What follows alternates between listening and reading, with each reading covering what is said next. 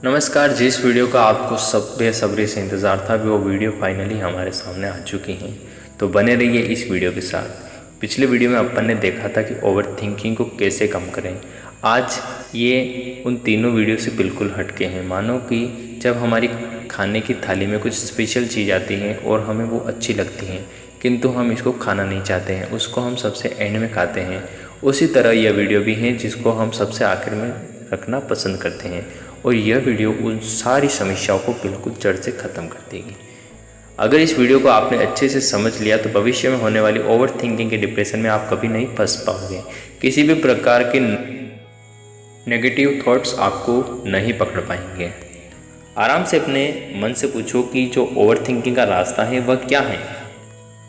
यह रास्ता हमारे भूतकाल से शुरू होता है और हमारे भूतकाल में ही ख़त्म हो जाता है, किंतु वर्तमान स्थिति को यह बहुत ख़राब करता है। यानी वो भूतकाल जो हमसे बिछड़ चुका है और हम उस भविष्य की ओर देखते हैं जो कि अभी प्रेजेंट मोमेंट में हमारे सामने भी नहीं है। यानी कि हमारी बॉडी प्रेजेंट टाइम में हमारे साथ है, बट हमारा माइंड जो है वह फ्यूचर की ओर देख रहा है। साइकोलॉजिकल जो फ्यूचर होता है वो कहाँ होता है? फ्यूचर होगा तभी प्रेजेंट हो ही होगा, और पास्ट था तब भी प्रेजेंट है, और प्रेजेंट होगा तब भी प्रेजेंट ही रहेगा। साइकोलॉजिकल फ्यूचर, साइकोलॉजिकल पास्ट हैं, तो यह फ्यूचर कैसे हैं शुरू होता है हमारे माइंड में।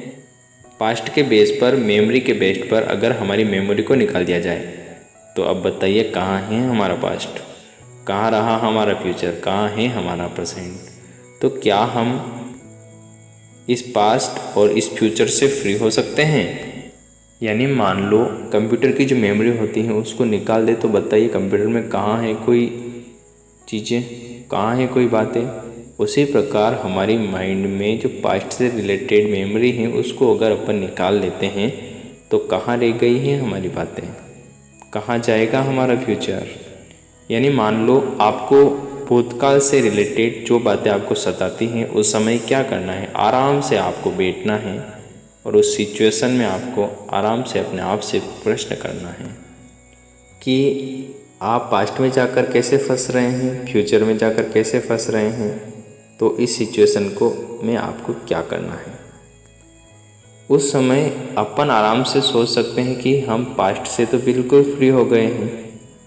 यानी कि फ्री का मतलब उन बातों का हमारी लाइफ से कोई लेना देना नहीं, क्योंकि वो समय बीत चुका है। और अगर आप फ्यूचर में जाकर फंस रहे हैं तो हमें क्या करना है।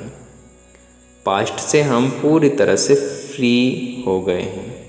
फ्री होने का मतलब यह नहीं कि हम पास्ट को भूल जाएं, बल्कि आपकी याददाश्त पास्ट से बहुत अच्छी हो जाएगी। जब हमारा माइंड पीसफुल होता है तब हमारी मेमोरी एकदम फ्री हो जाती है। यानी देखें कि पास्ट में आपने जो किया वो गलत है और सामने से कोई आकर उसको रिमाइंड कर रहा है कि आपने गलती करी, तो इमीडिएटली हमें क्या होता है, गुस्सा आता है। अकेले में भी सोचते हैं तो गुस्सा आता है। तब हमें अपने ऊपर उस वक्त क्या बीतती है हम समझ सकते हैं। उस समय क्या करना चाहिए कि एक सीख लेनी चाहिए, और वो सीख क्या हो सकती है कि भविष्य में हमें इस प्रकार के किसी भी डिप्रेशन में नहीं फंसना है।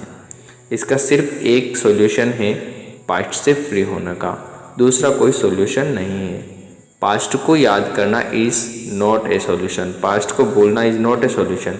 क्योंकि आज की ये जो वीडियो है ये बहुत ही डीप वीडियो हो सकता है, आपके समझ में नहीं आएगी, लेकिन कोशिश करना आराम से बैठकर इसको समझने के लिए। तो इस पास्ट की बीमारी से आप कैसे फ्री हो, इसका सिर्फ एक तरीका है कि पास्ट की मेमोरी जैसे ही प्ले हो आप उस तब आपके मन में बातें आती हैं कि मेरे साथ में ऐसा क्यों हुआ, मेरी फैमिली के साथ में ऐसा क्यों हुआ, मेरे पापा को जॉब से निकाल दिया, मेरी मम्मी की तबीयत सही नहीं रहती है, मेरे को जॉब से निकाल दिया। इस तरह की ना जाने कितनी अनगिनत बातें हमारे माइंड में चलती रहती हैं। कभी कभी मन में सोचना आता है कि मेरे फैमिली में ना जाने ऐसे किसने पाप कर्म किए होंगे, क्यों किए होंगे, इससे हमारे को ये सज़ा मिल रही है, या फिर किसी ने कुछ टोना टोटका लिया किया होगा। तो मान ले कि मतलब इतने घटिया से घटिया हमारे माइंड में बातें आती हैं जिसका हमारी लाइफ से कोई लेना देना नहीं होता। हमारे मन में बातें आती है कि हमारे साथ में एक के बाद एक के बाद एक और हर एक के बाद एक इससे प्रॉब्लम्स आती ही जा रही हैं और यहीं पर हम फंस जाते हैं। तब उस समय में आप अगर यहाँ पर फंस रहे हो तो यहाँ से कैसे बाहर आ जाएं। कभी कभी क्या होता है कि अननेसेसरी जो हो चुका होता है हम उस चीज़ को पकड़कर बैठे हुए होते हैं। तो ये एक बिल्कुल क्लियर बात है कि जैसे ही मेमोरी में कोई पार्ट से रिलेटेड बातें आई इमीडिएटली अपने आप से क्वेश्चन पूछो कि इससे मैंने क्या सीख ली।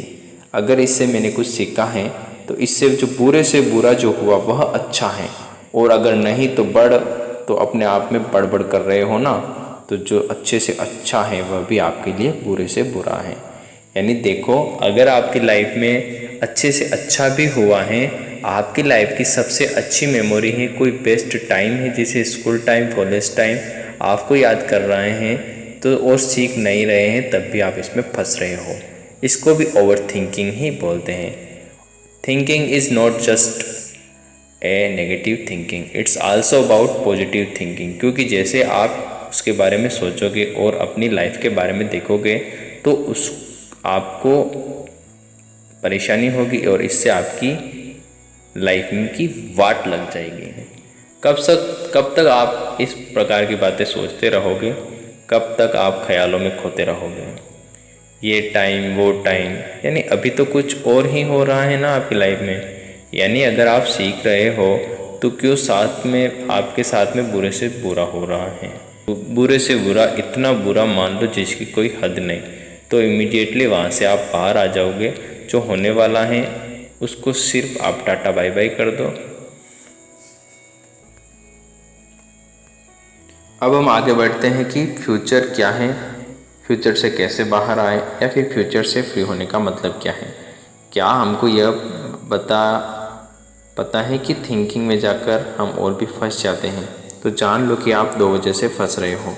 जो कुछ भी होने वाला है या तो आप उसको अंडर एस्टिमेट कर रहे हो या फिर ओवर एस्टिमेट। जब आप किसी से आपकी लड़ाई होती है तो हमारे माइंड में ना जाने कैसे कैसे थॉट्स आ जाते हैं। यह हो जाएगा, वह हो जाएगा, कुछ होता है क्या। जितना सोचते हैं, जितनी गड़बड़ हो रही है उससे कितना ज़्यादा कुछ और ही होगा। फिर कितना परसेंट कुछ होता है, 1%, यानी हार्डली माने तो 1% से भी कम। तो इतनी छोटी सी प्रॉब्लम को हम थिंकिंग में ना जाने कितनी कितनी बड़ी बड़ी प्रॉब्लम बना देते हैं।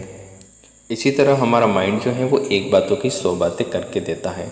तो आपको क्या करना है, परेशान नहीं होना है। किसी भी प्रकार की कोई प्रॉब्लम हो तो आप मुझे कमेंट बॉक्स में कमेंट कर सकते हैं।